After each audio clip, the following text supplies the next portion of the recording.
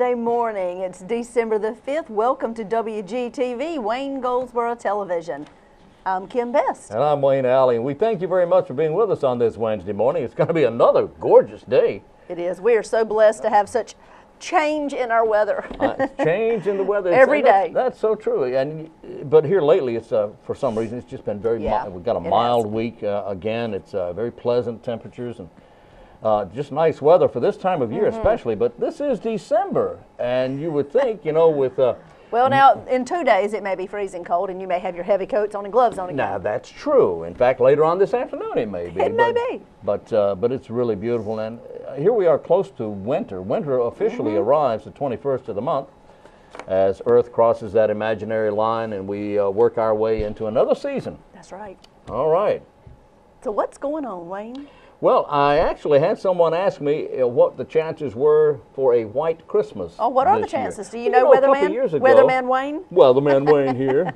We had a white Christmas here a couple of 3 years ago. We sure did. We did, and somebody was asking me about that, so I looked it up. Okay, what's it say? Here are the probabilities. First of all, let me just say the National Climatic Data Center, the NCDC, released a report recently containing maps and tables and all that stuff showing the percentage probabilities for a snow depth of at least an inch on Christmas morning, as well as the probabilities for a depth of at least 5 and 10 inches on Christmas morning. Oh, wow. Now, to compute the statistics, only observation stations with 25 years or more of data were used, that is to get a clear picture, a good idea of the probability. And the 1961 to 1990 period was chosen to coincide with the standard period for computing climatological normals. Now, as expected, the greatest probabilities are across the northern U.S. and in the mountainous areas. Assuming a white Christmas is having at least an inch of snow on the ground December 25th, the chances are 60% or better over an area including much of the northern Rockies. 60% in the northern Rockies, that makes sense. Well, how about our area? Well, the Great Northern Plains and the Great Lakes area and most of New England also 60%. The chances are less than 20% over most of the southern third of the country. Oh, really? Less than 20%. It is important to note that higher mountain areas, elevations of 8,000 feet or higher, which is not North Carolina. Right. An area averaging of about 4,000 feet. Will tend to have greater probabilities for each of the three categories. Now here we go. For western North Carolina, probability of snow on Christmas Day, 1 inch, 7%, which isn't much of a chance. In western North Carolina. Asheville in that area. Wow, that's not much of a chance at all. You go to the other extreme, Cape Hatteras along the coast, 3%. And I'm surprised at that. Yeah, me too. For 1 inch. Also, there's a 3% chance of 5 inches of snow or better at Cape Hatteras. Surprising. Now, for other areas such as Cherry Point near New Bern, Hickory in the western part of the state, or central western part, New Bern, Raleigh, and Wilmington, each with a 3% chance. Oh, same thing as Cape Hatteras. Then. Exactly. Okay. Now, Cherry Point has a 3% chance also of 10 inches of snow, but who knows? Now, so don't expect a bunch of snow Christmas Eve this year or don't Christmas Day. Don't expect a white Christmas. Jacksonville, 4%. The highest, so we would be in that 3% range for an inch of snow, being near Raleigh. Although our climate is not Raleigh. No, it's not. It's not, and I know you studied it, so have I. Our climate is not Raleigh, and we have our own climate, but still, we'll just, for the sake of having it here, we'll just say 3%. The highest percentage of probability of snow on Christmas Day, 1 inch, is in Greensboro.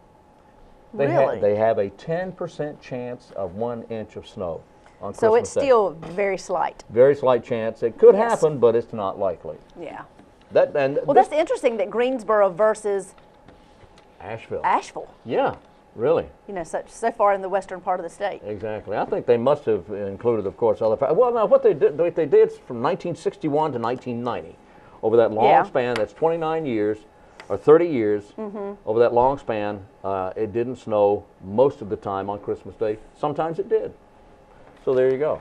I remember walking out of a Christmas Eve service one night. My husband plays the piano, and my daughters always sang at Christmas Eve at our church. And we walked out, and literally the doors opened and the snow started falling. Whoa. And it was so beautiful. Wow. That was a special, special Christmas. That's nice. Yeah. That's nice. Guess I'm not going to see that this year. That 3%. Probabilities are you will not unless see that something major changes. It could happen, though. Yes, it could happen. They're not saying it won't snow. They're just saying the chances are it's not going to snow. Yep. Well, Wayne, you know, we thought all the Christmas parades had been paraded. Oh, yes. Ho, ho, well, ho. they have not. Oh, really? If you didn't get to go to the Christmas parade, or if you feel the need that you want to go to another, there's one more chance. Oh, boy. Eureka? What?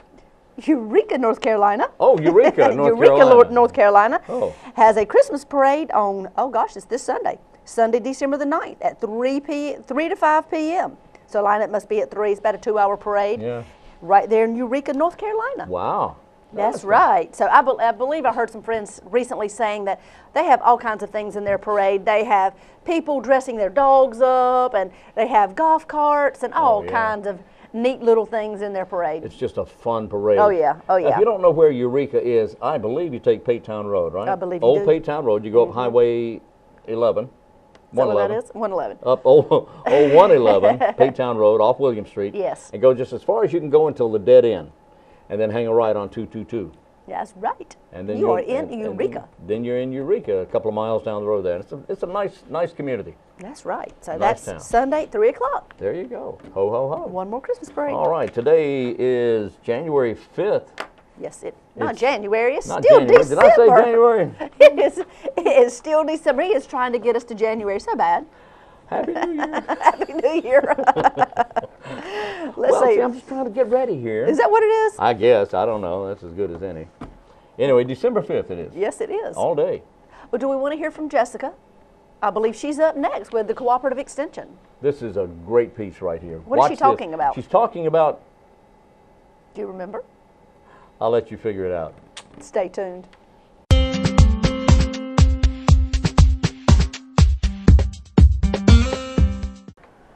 Today, Jessica Strickland is back with us, and we're going to talk Christmas trees. Jessica, the horticulture agent for the Cooperative Extension Service here in Wayne County. How you doing? I'm doing good today. I'm so glad you're here. Yes, thank you. Ho, ho, ho. It's Christmas time. Yeah, okay. Right. What makes the best Christmas tree? I mean, what kind of tree is most popular, and what's the best kind? And right now you see them all over the place. You see a lot of Christmas lights, and you see there's farms and everything. You hear people traveling to the mountains and so forth. So it's that time of year where everybody's looking for a Christmas tree. Right. And live Christmas trees or fresh Christmas trees are very popular in North Carolina. It's a big industry in North Carolina. It is a big industry. I understand we're number 2 in the nation for Christmas I think trees. Oregon might be the first, and then North Carolina is right behind there. Sell a lot of Christmas trees or grow a lot in the mountains, but there's Christmas tree farms in this area too. They grow different types of trees than what's in the mountains. So you like and in fact the Fraser fir is considered very popular. It is. Fraser fir is very popular. Part of the reason is it has very strong branches, so it can hold all your ornaments on the tree very well. They're not flimsy branches or anything. But there's other types. Some people go with cedars, and there's other types of trees that you can pick from.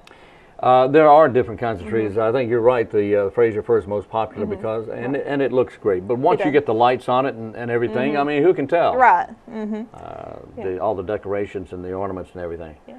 So when we first go out to, and if there are people who are looking for a live Christmas tree this year, and I understand that business has been pretty good so far.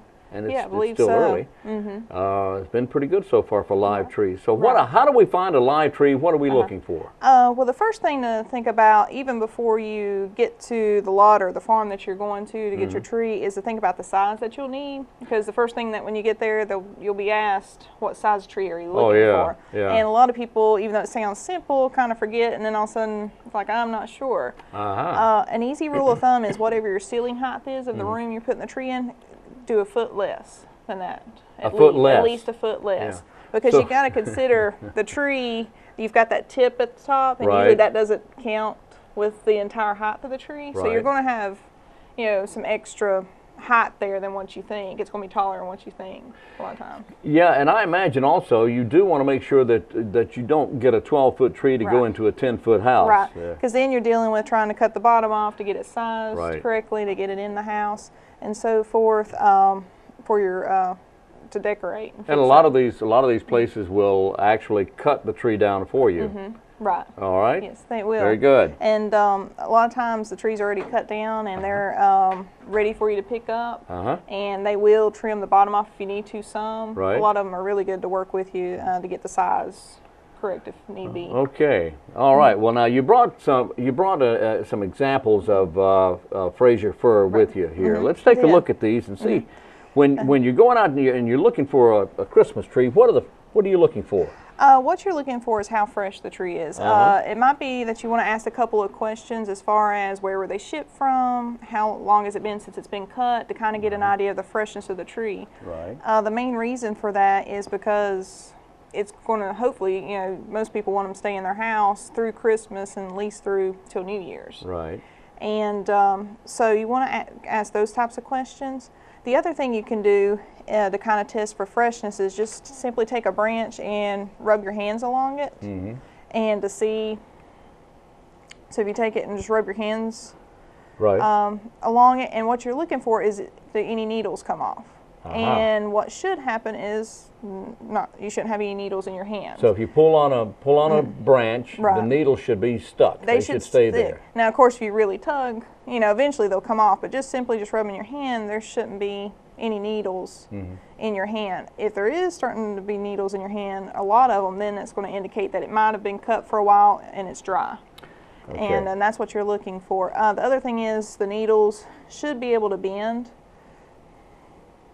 And without really breaking too much. So they should have some flexibility to them. And another way people test for freshness is to take the whole tree and just kind of bounce it once or twice.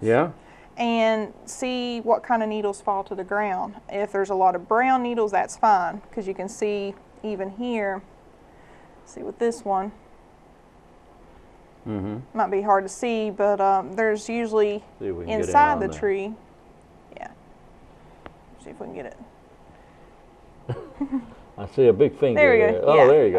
Okay. So you see there's going to be little brown needles deeper in the center of the tree. That's fine. You shouldn't be concerned about those? No, shouldn't be concerned. Now, if you see them towards the outer part, towards the tips, then that's a problem. So if you take the tree and kind of bounce it once on the ground, and usually people do that when they get home. They want to shake some of those loose needles off so they don't drag them into the house. But if you do it before you buy it and you see brown needles fall, that's fine. But if you see green needles starting to fall off the tree, that would indicate too that it's dry. That's a problem. So there's a couple ways: simply just rubbing it to see if any of the green needles come off, or trying to bounce the whole tree to test for freshness. Okay. What about? I also heard somewhere that if you bend the little branch back, if you take it and bend it like that, if it breaks or snaps or something, that indicates the dryness. Yeah. If it's not flexible, if they're brittle and they're breaking easy, then that would be a sign that it's dry.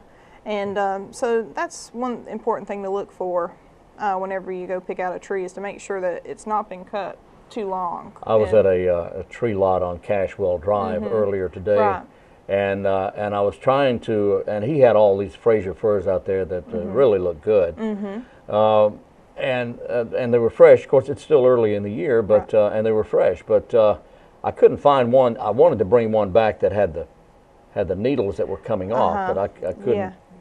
And most of them right now, this time of year, you know, most people that have lots have just brought them from the mountains in the past few days.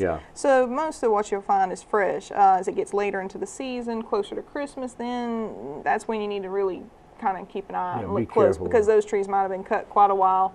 And if they've been sitting outside, and if we've had some warm days, the sun, that can have an effect on them, because they're not getting any water. Now, I also would like to know, and again, the height of the tree. You want to get a tree that is a foot less than your ceiling height. At least a foot less. At least. Possibly even more. Because you have to take into consideration the stand. Right, you do. You have to think about the stand. You've got to think about what you're going to put on top of the tree. An ornament on top. An angel star or something, a bow. That's going to take some space. And and some people don't mind getting a little bit larger tree and then cutting the bottom off to get it sized anyway. But some people, if you don't have a saw or chainsaw to use, then that could be run into a problem. And most of these places that have trees for sale will have a chainsaw or something to help cut the tree down. And they will even help you bale the trees. Yeah. They'll have balers that they'll run it through the baler, and that'll tie it up. And that's probably one big mistake is people take them home and let them get burnt by the wind and damage them and let them get dried out that way. Sometimes you'll see some cars and the tip of it will be at the front. And you got to think about if you're driving, the tip, you know, all your wind's blowing those needles and branches back. That's right. Top of the tree at the front of the car is not good. No, so you want the trunk of the tree, the base of it, at the front part of your vehicle. Toward the front part of the car. If you're putting it on the roof. Or this, Yep. All right, the trunk of the tree at the front of the car, tip of the tree at the rear. Right. And if there's any way you can bring some blankets or a sheet or something to wrap it up in before you put it on top of your vehicle, that can also help quite a bit, especially if you're traveling a long distance. It can help a lot. All right, let's talk about feeding these things now. What is there? Should you add anything to the water? I hear all kinds of formulas that you can add. Put an aspirin in there, and put Clorox in there. Clorox will kill it, by the way. Yeah. But what do you suggest? Really, the best thing is just water. And not worry about just plain water? Yeah, not worry about adding anything. Water is going to be the most important thing to add to your tree stand once you got the tree in place. And check it daily. You'll be surprised at how much water the trees really drink. Yeah, okay. And so you do really need to check it daily. And because you think about in your house, you've got either some source of heat running with the cold weather and so forth. It can dry out a tree fast. So the secret formula is H2O. Yes. It is. Okay, water. And the one other trick is to, when you get home, it doesn't hurt to cut the base of the tree again and give it a fresh cut, and that'll allow it to take in more water. And because usually after it's been cut, eventually that cut kind of gets sealed over. Yeah, some. It heals up there. Yeah, so you can cut it again, and that'll allow the tree to take in more water. Okay, so when you put it in the stand in the house, give it a fresh cut. What if you're going to take the tree home and you can't put it in right away? What do you do with it? Store it in a cool, shady area, away from heat, away from direct sunlight, and don't worry about doing anything to it until you're ready to bring it in the house. Keep it in water? You can go ahead and keep it in water. It's okay if it's just a day or two to wait, and then make that cut to the base and put it in water then. That is important though, isn't it? Make that fresh cut before you take it in the house. Yes, it'll allow it to take in a lot more water and allow it to last longer through the season. So how often do you check the water in these things? I would check it daily. Every day at least? Yeah, because maybe twice? Sometimes even twice, especially the first few days, because you think about it's been sitting on a tree lot or in a truck that's traveled here, and there's not been a source of water for a few days.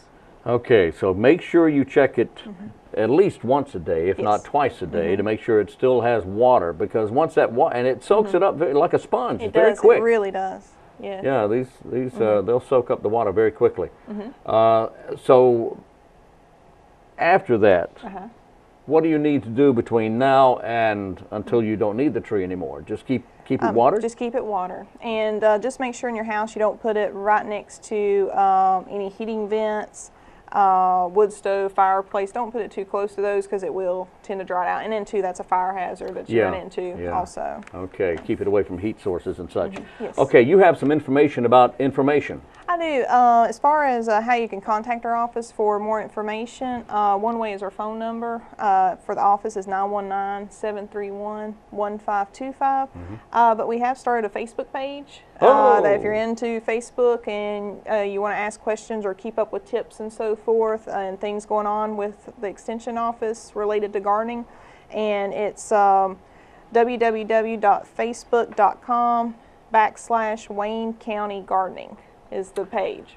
Facebook, Wayne County Gardening. Yes, Wayne County Gardening is Wayne County Gardening is your Facebook page, and on that Facebook page, all kinds of information. Yes, there is. Yeah, and we add, I add tips and say when Master Gardeners have plant sales, when we have workshops and so forth.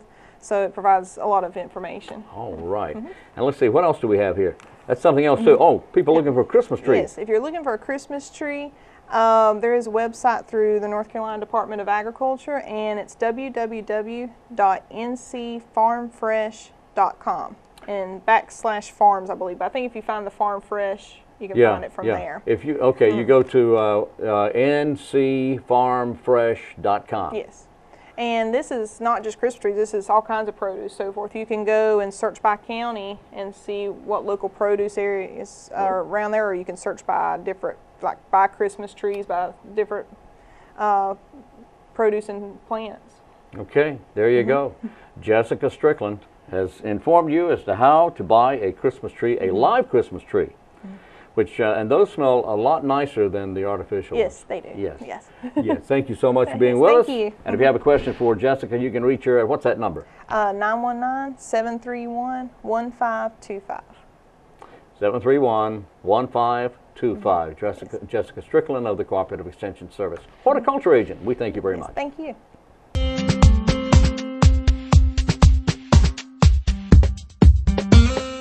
WGTV today, thank you for being with us on this 5th day of December. That's right. That's right. That's right. Oh boy, got something serious for you here. You're not Okay. going to believe this.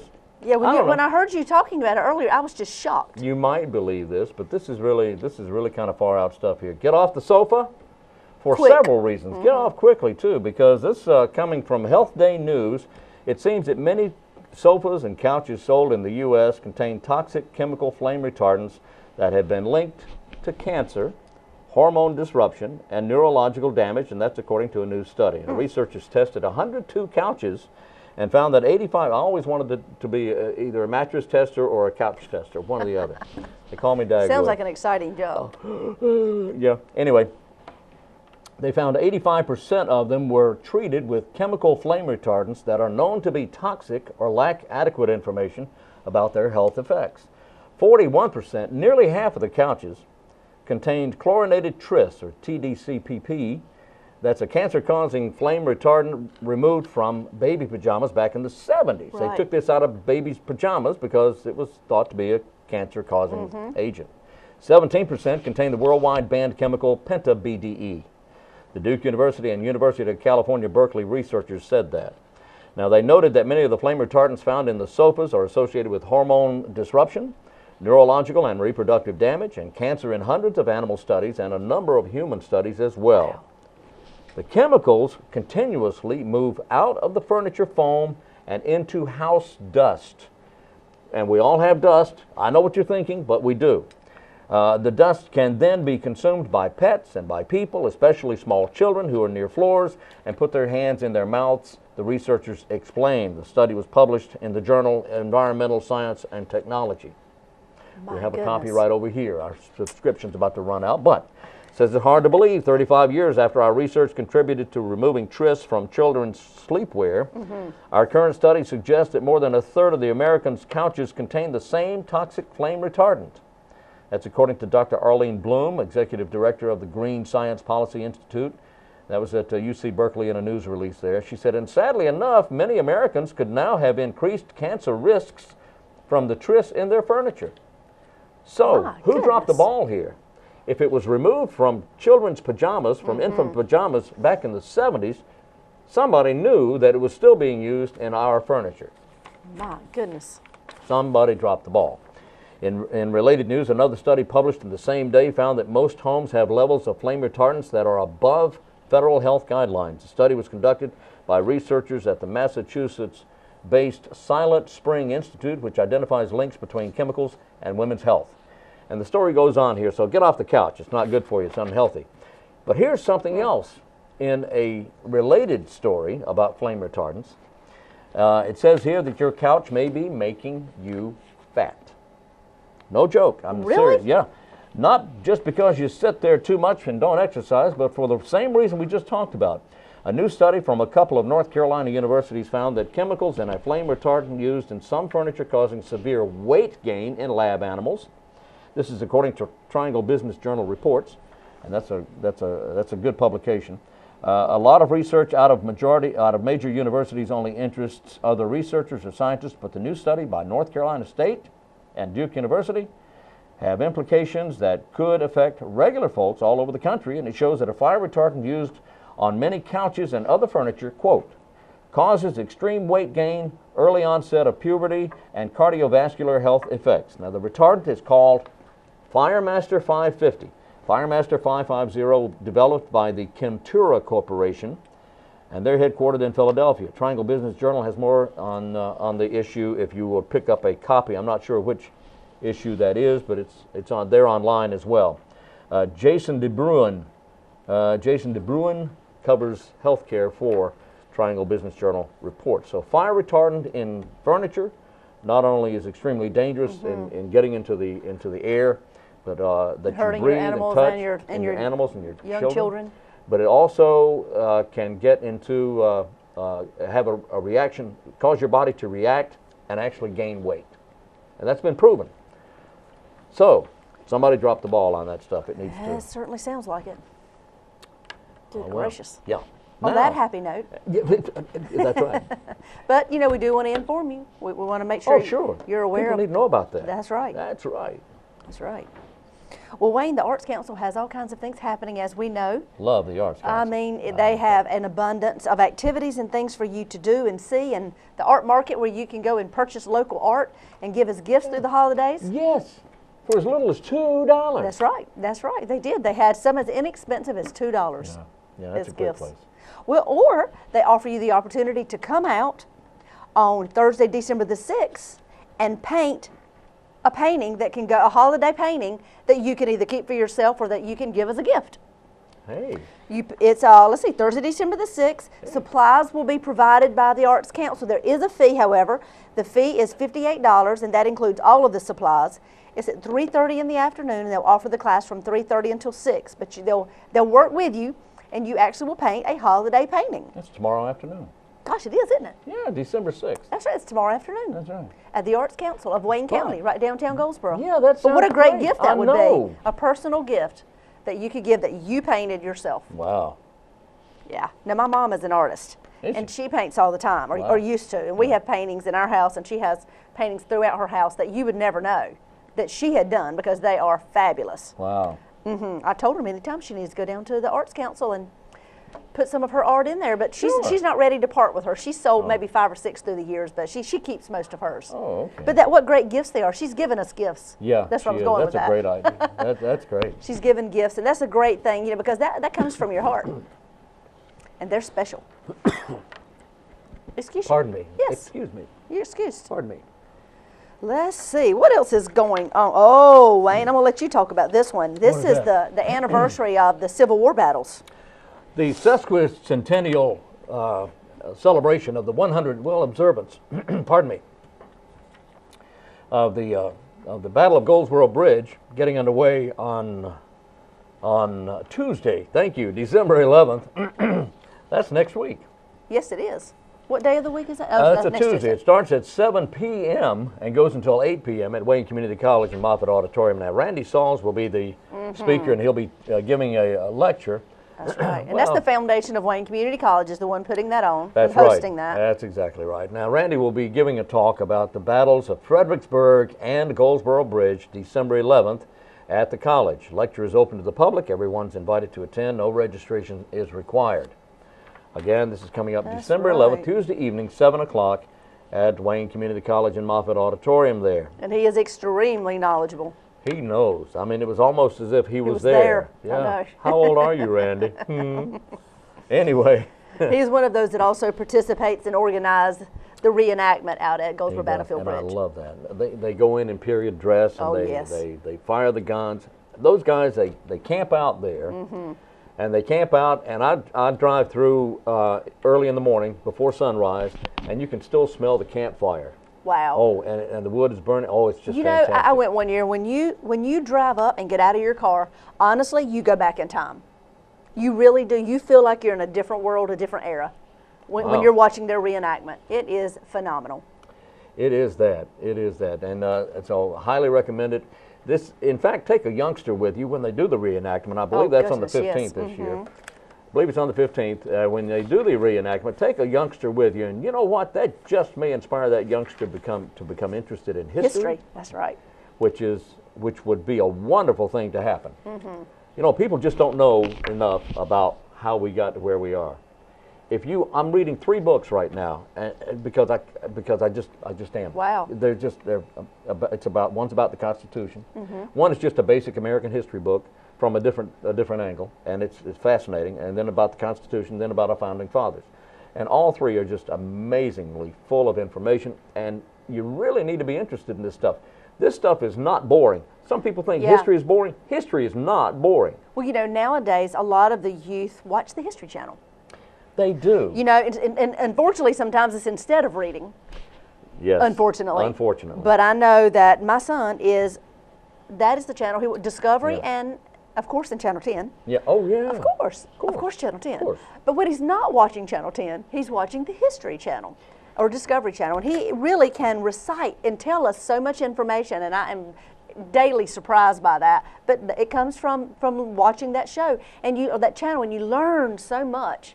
And you know, that should in a creative way. Yes, that should tell parents and educators that, hey, these young people are interested. Oh, yes, they are. They're interested just simply by the act and by the fact that they're going to the History Channel on television and finding interesting topics and subjects to watch and listen to and learn from. So they're telling you, I'm interested in this stuff. I want to absorb it, right. Yeah, I want to absorb this information.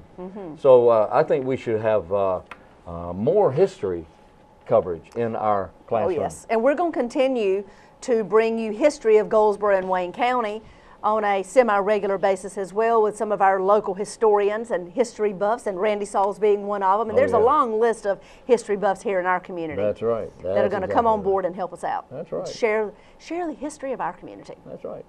I'd like to even have some older folks come in as well and talk about and tell stories. It's people that have lived long. Well, that's, you know, Danny. Because I come from a family of long livers. Do you? Yeah, I do. Yeah. Well, good for you. Yeah, long livers, yes. Well, Danny. Rollins? Nope. Danny Davis? Yes. Danny Davis. Danny Davis. And the Nashville Brass. Well, Danny told us that that's how he learned a lot of the information that he has now.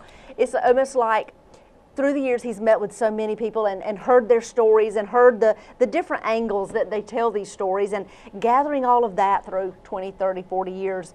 He's, you know, he says now it's almost like little filing cabinets in his brain, you know, of different years and time, and he can pull it out and share it with us. That's great, and he's very knowledgeable, and he's got those filing cabinets filled, doesn't he? He's got those cabinets filled there. All right. All right. Well, let's see who is up next. Well, let's see. We up next. I had it right here just a little while ago. Yeah, I got it right here. Here it is. No, that's not it. It's somewhere else. Oh yes. We're going to the Fire Academy at Goldsboro High School, and we're going to talk to some youth that are enrolled in the Fire Academy, and I think you're going to be surprised. So hold on tight.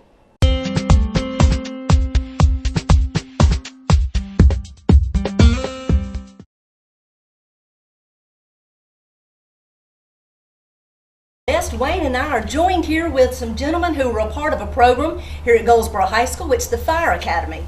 This is a partnership that we want you to know about right here in Goldsboro, Wayne County.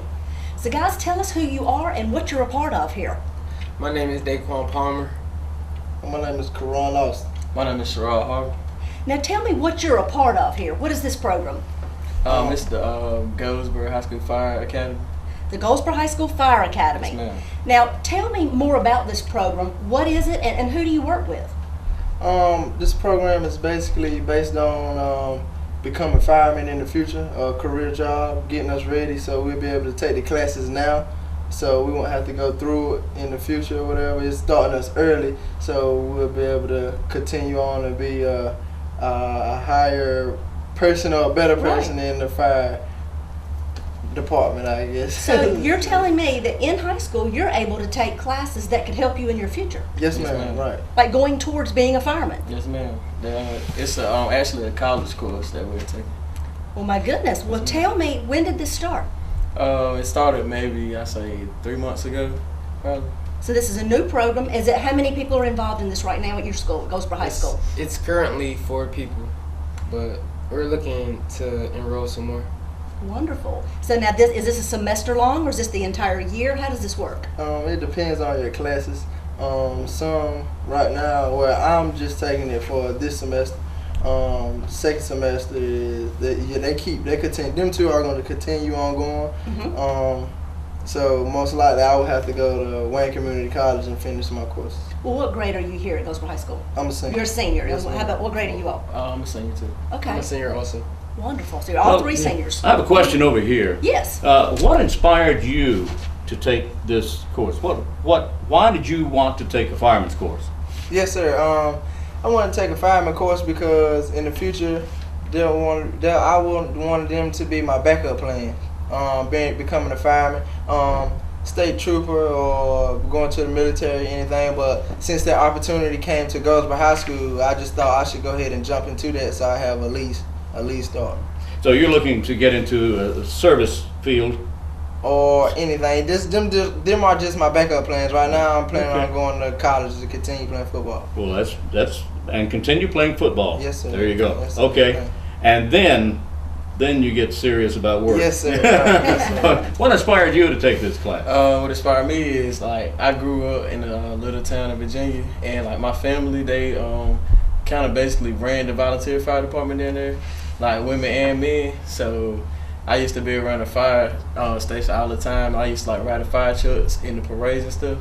And so when this class came, I was like, It's like your second home. Yeah, I was like, Yeah. since I like firefighting, so I just decided to go ahead and take the class. So you're already familiar with that environment, Yes, sir. around the firehouse and that sort of thing. What about you? Well, wait a minute. There's an answer in there, I know. So why did you want to take this course? I wanted to take it because it's something new to me, and it's fun, and it opens opportunities for me to go to college, and they give you college credits, and it's a future plan, a future backup plan also. Well, have you guys learned anything about teamwork by being a part of this class? Yes, ma'am. We learned a lot about teamwork. In the fire, in the fire field, basically everything is teamwork. You can't do nothing by yourself. It takes a team to do everything. So I guess you're learning you have to depend on Others, right? to help you out. How about you guys? Have you learned anything about trust or leadership skills? Yes, I learned about trust. Tell me why this class helped you learn about trust. Because one day we took a task, and we took a ladder and we held it straight in the air, and we had one person on each side of the ladder, and while one person on each side of the ladder, like the ladder straight in the air, it's not so, like we on the concrete and there's nothing else, and like so basically if you fall off the ladder, then you just fall and you hurt. But we took initiative to ourselves to say we could do it. And were they holding the ladder up? Yeah, they were holding like we were holding the ladder up. Me and him was holding the ladder up, and one of our Captain Cobb, one of our instructors, he told us, y'all won't be able to do that. And they was telling us something about that was gonna have to hold it by with a rope, so it won't spin or it won't fall or whatever. But we was like, no, we're not gonna be able to do that. We're not doing that or whatever. But one day he just told us, nah, don't do that because y'all can't do it. And he was real serious. So me and him was like, yes, we can do it. So we actually held the ladder up ourselves with our hands and things, and had him climb the ladder, and then we had our other guy with us named Promise. He climbed the ladder with us too, and we all climbed the ladder. We all took turns holding the ladder. Yes, ma'am. So it was really, you were having to trust one another by whoever was holding that ladder. You had to trust that they were not going to drop you. Yes, ma'am. You were not going to fall on that concrete. Yes, ma'am. Yes, ma'am. So it was a continued trust that you've learned through different tasks and things that you're doing in this class. Yes, ma'am. Well, tell me how this works. Do the instructors come from the Goldsboro Fire Department? Do they come here to teach you? How does that work? Yeah, yes, ma'am. They come from different stations over here in Goldsboro. And we have one that come from, I think, Engine 1 and one from Engine 2, and they both volunteer at SHERROD, volunteer fire station. And they all help us, like they instruct us on the different classes that we take. Okay, so they come to Goldsboro High School and teach Yes, the courses ma'am. right here on campus. On campus, yes, ma'am. All right. So what are some of the challenges you face? What's really hard? What's really hard for you? What challenging that I faced was climbing ladders. With somebody holding it up, straight up for you? Or? A 35-foot ladder against the building. Now, 35 feet is a 3-story building. Yes. Yes, sir. Yes, sir. That's a long way up. What do you think? Is that tough for you? It would. See, the thing is that for me, like, I really wasn't afraid of heights. So, I mean, I really had no problem with it. I just was, like, ready to go ahead. I was fired up to do it. So each person has their own challenges and things that they're not quite as certain of. Right. KARON, what's toughest for you? I believe the toughest thing for me is connecting the water hose to the fire truck and the fire hydrant too, because you have kinks in them. Yeah. And Chief Johnson, he's a very well-rounded man. He's got more experience than a lot of firemen around. I mean, Chief Smith. I'm sorry about that. Yes. Captain Smith. Captain Smith. I know that guy. I always do that. I always you promoted him, and he really appreciates it. I always do that. Captain Smith, he has a lot of experience. He told me, yes, sir, you're not going to be able to put that fire hose around that pole, that light pole or whatever. He was like, years of experience, I know, son, that you're not going to be able to do that. And I did it anyway, and everything was just messed up. Right. So I had to do it all back over again and things like that. And that's what.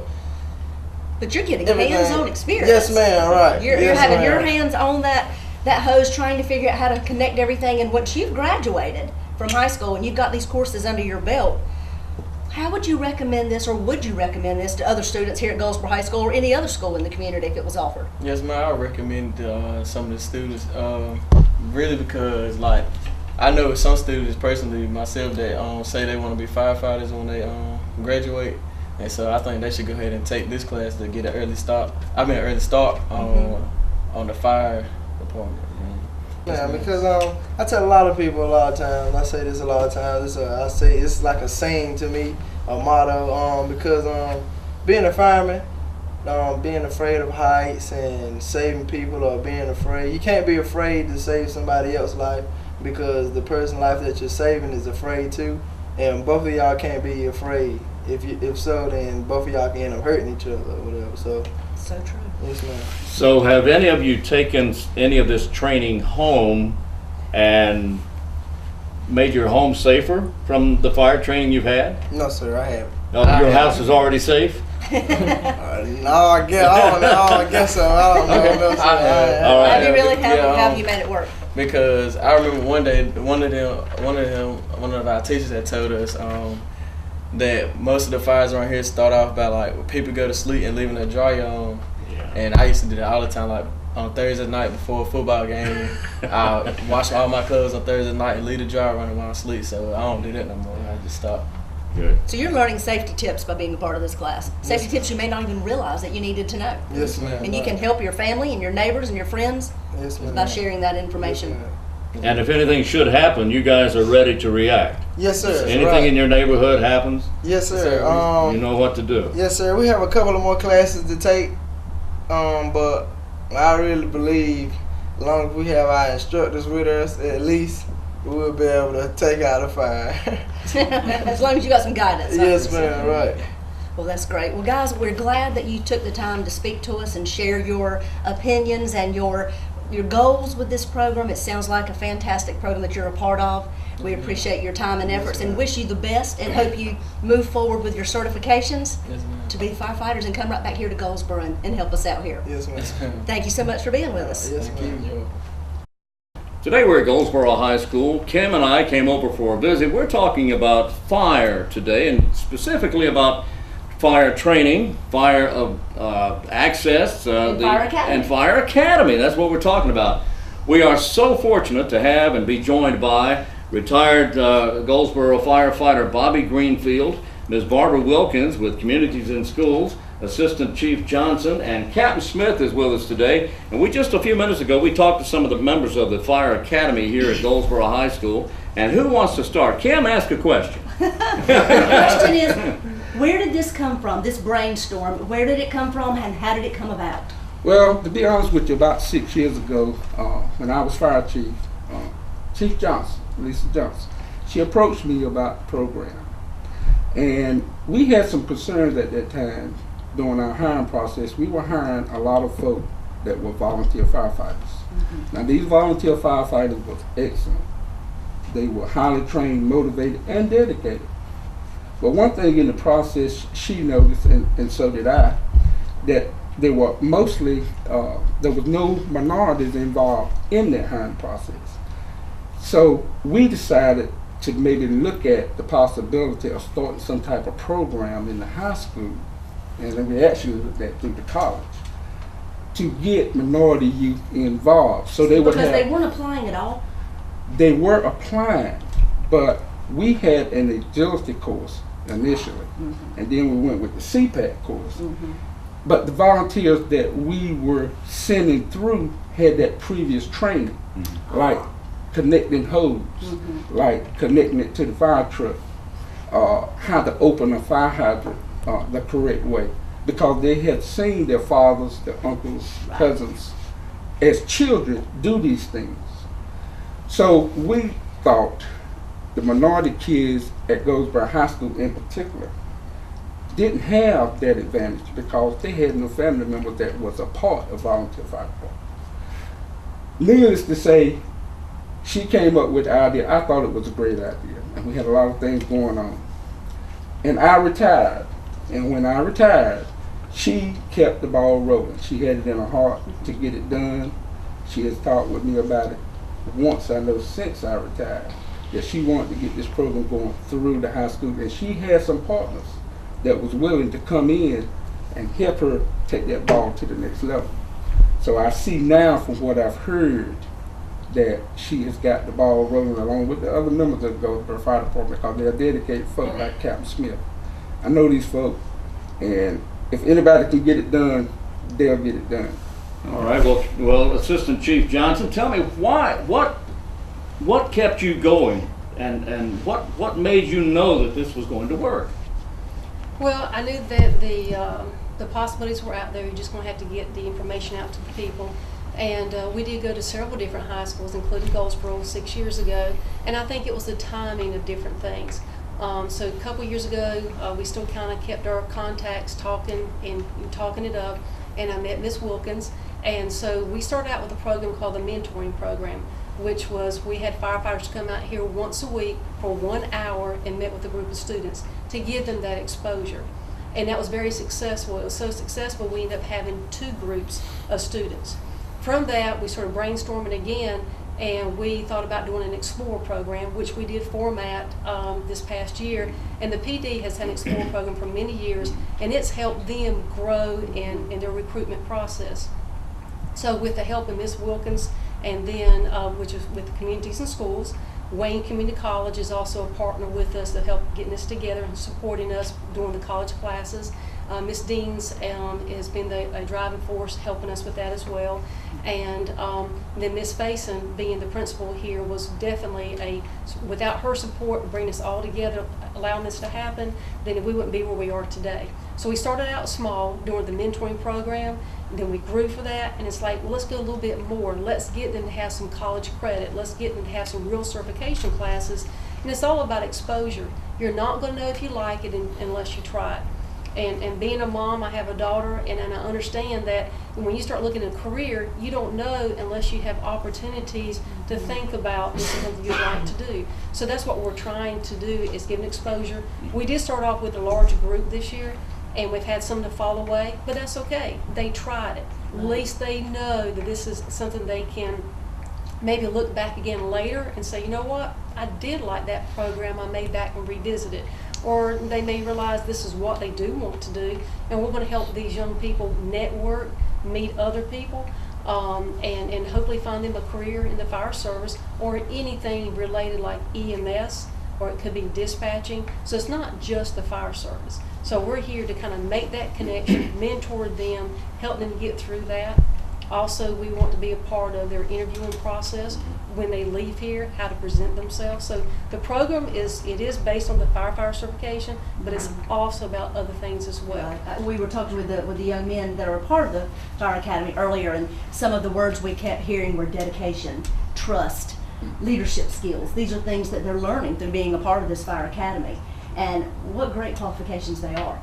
whether you complete the course, whether you decide that as a road you want to continue down for the rest of your life or not. Right. Look at all the great things that you all are exposing them to and helping them gain through this process. Right. Where do you see this, or where would you like for this program to be, let's say in 5 years? In 5 years, it depends on what type of resources we have. The state State Board of Instruction has already approved a program that could be in the high schools that delivers a state certification as an elective. At this point, you'd have to have a certified teacher who's also a certified fire instructor. Mm-hmm. We did not have that at this time. So we kind of did us another program. These students have what we call early out. So what we're doing is using the Goldsboro High School campus as our classroom, using certified fire instructors to teach the program. So we're still doing it here on campus, and so what I'm hoping will grow into having a more large student body to take the classes and to be able to start sooner. This is a pilot program. We're learning as we go, and we're also going to involve the students in what we call a competition. There's other youth competition that you demonstrate firefighting skills. So we want to get more involved in that. There's a local one that's coming up in March that we're going to train these young people to be a part of. And then there's also a regional competition in Tennessee that will be our ultimate goal, to be able to go and participate on that level. Okay. Ms. Wilkins, what does communities in school, what part does the communities in school play in this program? I see communities in schools as being the glue that keeps it together. Making sure we have the kids, they know about the meetings, we have the space available, just really the glue. Yeah, to hold it all together. So you're continually working with the Goldsboro Fire Department. Oh yes, we talk together several times a week. Yes. Well, that's what it takes, and it sounds like there are quite a few organizations that are supporting this, that are walking hand in hand with you through this process, and that's what it's going to take, is this collaborative effort right here in our community. We have lots of that in Goldsboro. I want to ask Captain Smith, what is it? How do you become a fire instructor? What's different between a fire instructor and just a firefighter? And a firefighter. Well, now to become, you got to have at least 5 years in the service. Okay. As a general instructor before you can actually become a certified instructor. There's a little bit difference in instructors. You got what is just a general instructor who can't teach certification classes, which we're teaching some of these guys some certification classes. We taught some classes here just not certification classes also. There's a lot of studying, a lot of training, a lot of hard work to get there. Is the course a structured course with manuals and text? And and a curriculum, or is it all? Yes. Is it all? It's through the state, North Carolina Department of Insurance. Okay. It's just like the guys are taking these classes. You got to take what they're taking first. Right. Once they get that, and you went in a department for 5 years or so, then you can get your instructor stuff. All right. Now, once these guys finish your class, will they be full-fledged firefighters? They will be, if we go through the program we started, they'll be level 1. There's a level 1 and a level 2 firefighter. All right. What's a level 1? Level 1 is just part of the whole thing of a level 2. It's taking some of the same classes, but it ain't going as in detail as you would with a level 2. So what could they do as a level 1 firefighter? As far as what they can do? As far as what they can do. That gives them the ability to get started. It's a good thing when they go to the department. It shows, hey, they've got some training. That training is good. It's a good foundation, like you were saying, just to get started. So would they be able to take this this knowledge, this training, this certification, and actually be hired on as a firefighter at a fire department? Yes, and this would be a good foundation starting. Yes, yes, sir.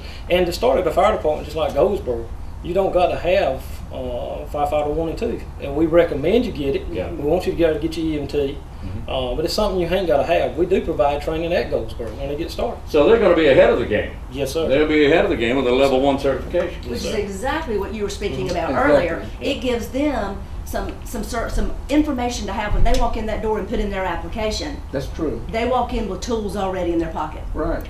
And it gives them an opportunity to see if a profession in the fire service is something they really want. Exactly. So it works like the gentleman told us earlier, the students in the class, it's not for everybody. That's right. It takes a lot of dedication and special qualifications that it sounds like the gentlemen that are enrolled in the class right now all have. Right. And it sounds to me like, regardless of whether they stay on as a firefighter or not, they'll always have this knowledge to be able to use it. That's right. Always. Once they get the knowledge, I mean, you can't take them from them. That's right. They will always, build upon that too. Well, what challenges have you had at this point? I know we talked earlier about the fact that it took a long time to get this ball rolling and to actually get it in the schools. Well, now you've overcome that obstacle. You're in the schools, you're working it, you have a fire academy established. But what challenges have you had since you have actually started the academy? The scheduling. We didn't want to start off too much too soon because we know these are seniors. They got other things that's going on as well. And so we're only doing classes 3 days a week. And sometimes we have to work around early dismissals and different things. So scheduling has been a problem. And these three played football. And so we had to make sure that our classes ended in time for them to be able to stop and go to football practice, which it kind of, with our flow of what we have to do, it's kind of been a challenge. The state requires their attendance to have to maintain a certain amount of attendance for each subject. So if they're sick or if they have to leave early, it could affect them getting credit for that class. So we're having to work around some of those things. It's not like a normal high school day where you can miss so many days because each subject only has so many hours or minutes that you can miss. So that's been a little bit of an issue. Reference gear, I've saved old turnout gear for several years, so they actually have gear issued to them that other firefighters have worn. So, but a thing we'd like to be able to do eventually is for them to get uniforms. I think that will be a pride thing. Wayne Community College did support them and buying them a T-shirt that has Goldsboro Fire Academy on it.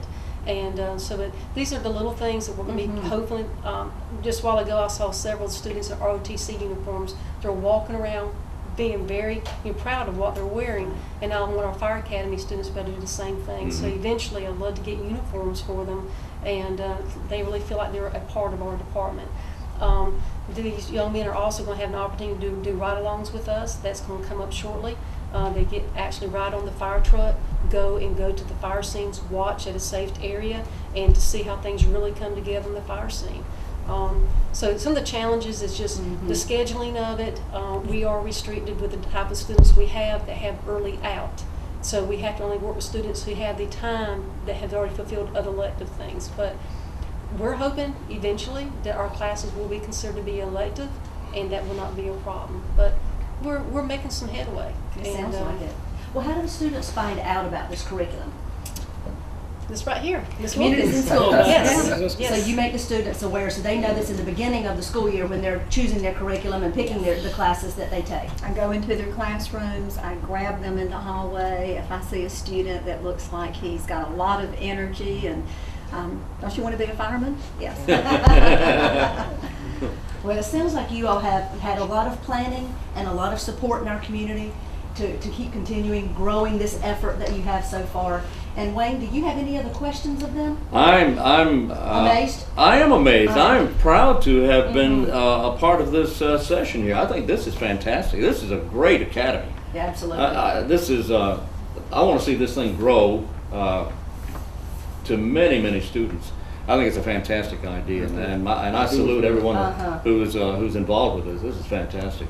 And I want to say thank you to you too for keeping the ball rolling from the time of retirement when you all had this idea years ago to even with the new chief now. You have continued to work in this effort and make sure that it actually happens. And then for you all for jumping on board with communities and schools, and for you coming and being an instructor with the students, that's what it takes. It takes a lot of different hands at the table to make these kind of large efforts and unusual efforts work. So thank you for the opportunity you provided these students and our community.